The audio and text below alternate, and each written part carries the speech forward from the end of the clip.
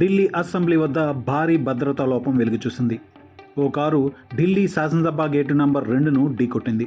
దీంతో ఇనుప గేటు విరిగిపోయింది.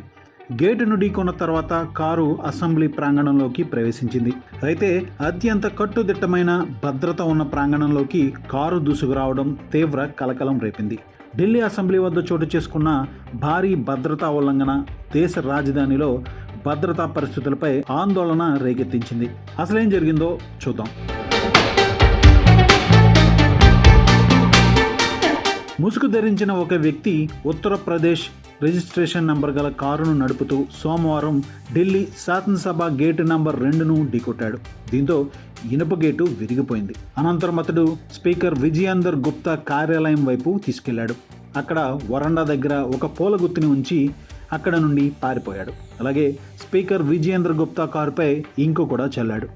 ఈ సంఘటన జరిగినప్పుడు ఢిల్లీ అసెంబ్లీ స్పీకర్ విజయేందర్ గుప్తా తన కార్యాలయంలోనే ఉన్నారు.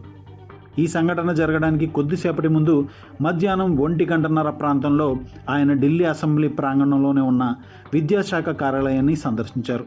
అనంతరం తిరిగి తన కార్యాలయానికి చేరుకున్నారు. ఆ తర్వాత కాసేపటికి ఈ ఘటన జరిగింది. విజయేందర్ గుప్తా కార్యాలయంలో ఉన్న సమయంలో ఓ వ్యక్తి భద్రతను దాటుకుని ఆయన కార్యాలయం ముందుకు రావడం తీవ్ర కలకలం రేపుతుంది.